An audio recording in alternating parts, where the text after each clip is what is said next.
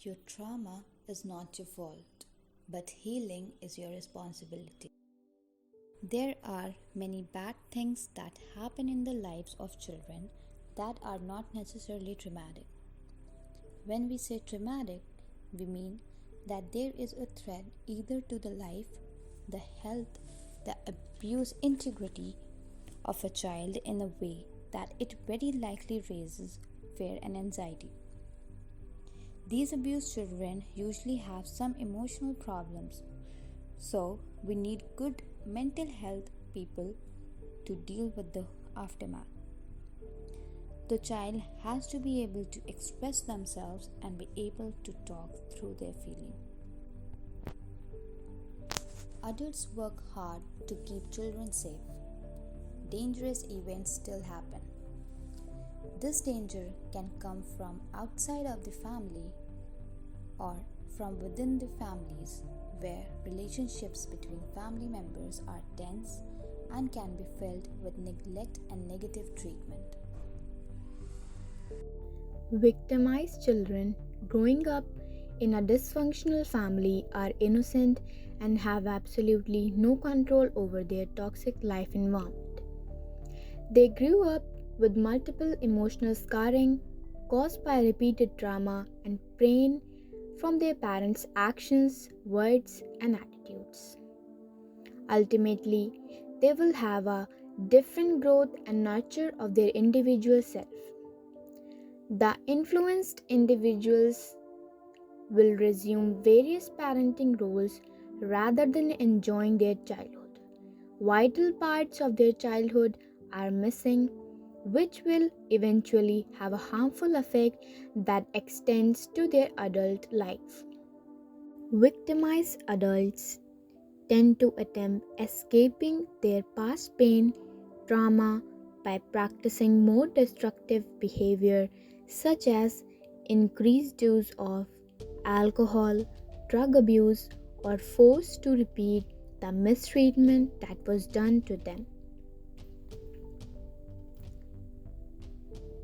Older generations often set the stage for how emotions within the family are dealt with.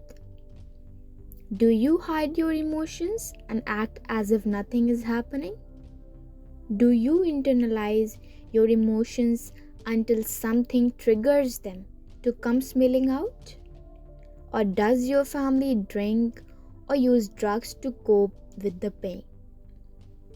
Whatever way the trauma is dealt with, older generations within a family set the stage for how traumatic events should be coped with. Sadly, the trauma continues throughout generations because those who needed help never received it. In other cases, the family member who is traumatized may even transfer negative emotions onto others within the family, such as children or other family members.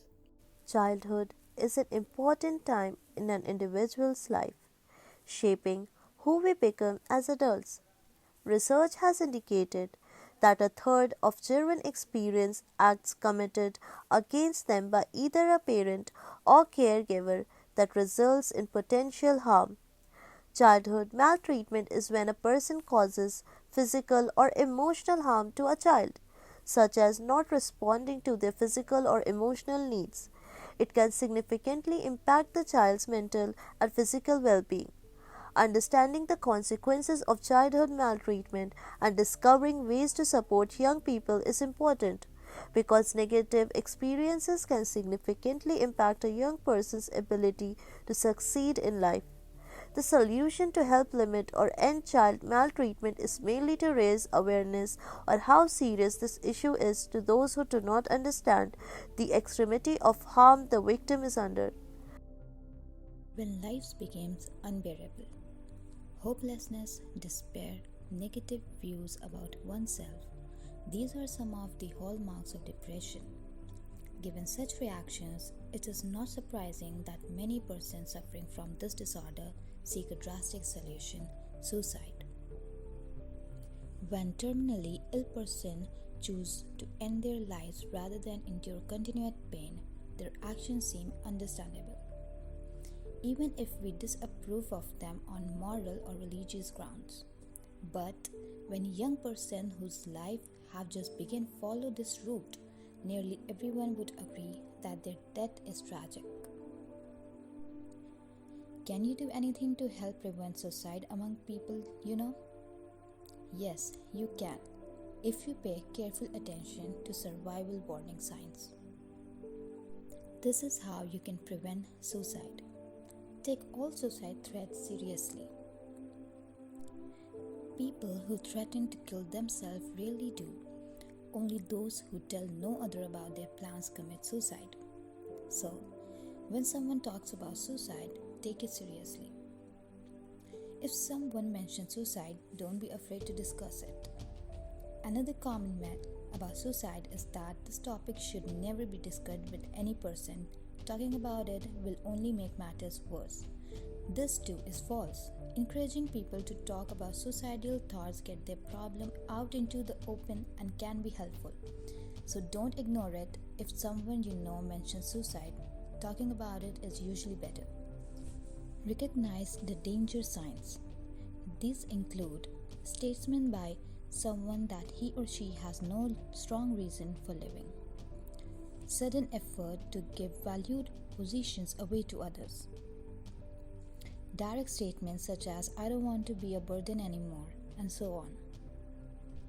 Discourage others from blaming themselves for failures to reach unrealistic goals.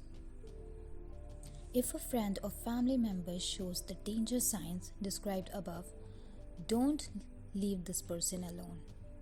And most important of all, get help. It's far better to get worried or concerned for nothing than to look the other way while a tragedy occurs. So, if you are concerned about someone you know, get professional help. Call a local suicide hotline, discuss your concern with someone in the campus counseling center, see a physician or a member of a clergy. Help is available. If you have any concern at all, seek it.